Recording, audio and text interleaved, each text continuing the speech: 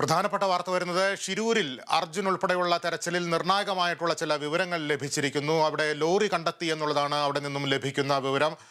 കൂടുതൽ വിവരങ്ങൾ Joseph Augustine നൽകും. ജോസഫ്, നിർണായകമായൊരു ഘട്ടത്തിലേക്ക് എത്തി നിൽക്കുന്നു. ഇപ്പോൾ എന്താണ് ഏറ്റവും ഒടുവിൽ അവിടെ നിന്ന് പങ്കുവയ്ക്കാൻ കഴിയുന്നത്?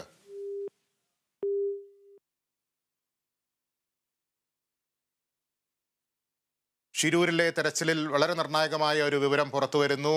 അർജുൻ ഓടിച്ചിരുന്ന ലോറി കണ്ടെത്തിയിരിക്കുന്നു എന്നുള്ളതാണ് ഏറ്റവും ഒടുവിൽ അവിടെ നിന്ന് ലഭിക്കുന്ന വിവരം.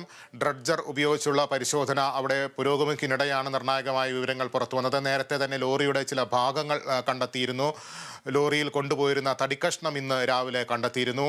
പരിശോധന അവിടെ മുങ്ങൽ വിദഗ്ധരുടെയും ഒപ്പം തന്നെ ഡ്രഡ്ജർ ഉപയോഗിച്ചുള്ള പരിശോധനയും ഒക്കെ ഷിരൂരിൽ തുടരുകയാണ്. അർജുൻ്റെ സഹോദരി ഇന്ന് ഷിരൂരിൽ എത്തിയിരുന്നു. അവരുടെയൊക്കെ സാന്നിധ്യത്തിലാണ് ഇപ്പോൾ പരിശോധനയിൽ ലോറി കണ്ടെത്തിയിരിക്കുന്നു എന്നുള്ള ഏറ്റവും പുതിയ വിവരം പുറത്തുവരുന്നത്.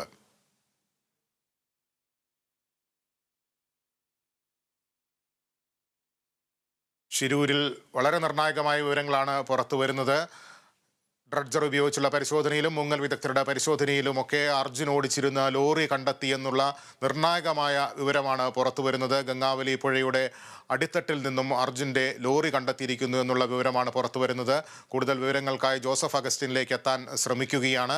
ഡ്രഡ്ജർ ഉപയോഗിച്ചുള്ള പരിശോധന, ഒപ്പം തന്നെ പ്രാദേശിക മുങ്ങൽ വിദഗ്ധൻ ഈശ്വർ മൽപ്പയുടെ സേവനം, നേവി സംഘത്തിൻ്റെ പരിശോധന, ഇതിലെല്ലാമാണ് നിർണായകമായിട്ടുള്ള ആ കണ്ടെത്തലുകളിലേക്ക് എത്തിയിരിക്കുന്നത്. ഗംഗാവലി പുഴയുടെ അടിത്തട്ടിൽ നിന്ന് ലോറി കണ്ടെത്തിയിരിക്കുന്നു. അവിടെ അർജുൻ്റെ സഹോദരിയും സഹോദരി ഭർത്താവും ഒക്കെ ആ തെരച്ചിലിന് സാക്ഷിയായി ഇന്ന് തന്നെ എത്തിയിരുന്നു. ജോസഫ്, കൂടുതൽ വിവരങ്ങൾ.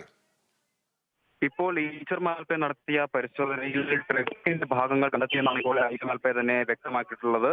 എന്തായാലും ഈ ട്രക്ക് ആരുടേതെന്ന് സ്ഥിരീകരിക്കാനായിട്ടുള്ള തലയും കുത്തി അറിയുന്നത് ഭാഗം മണ്ണിൽ ാണ് ഈശ്വർ മാൽപ്പെ ഇപ്പോൾ എന്തായാലും അല്പസമയത്തിനുള്ളിൽ കരുതുന്നത്. ജോസഫ്, ചില സാങ്കേതിക പ്രശ്നങ്ങളുണ്ട്, അവിടെ മൊബൈൽ റേഞ്ചിന്റെ പ്രശ്നങ്ങളുണ്ടെന്ന് മനസ്സിലാക്കാൻ കഴിയുന്നുണ്ട്. ട്രക്ക് കണ്ടെത്തി, പക്ഷേ അത് അർജുൻ ഓടിച്ചിരുന്നതാണോ എന്നുള്ള കാര്യത്തിൽ സ്ഥിരീകരണമില്ല.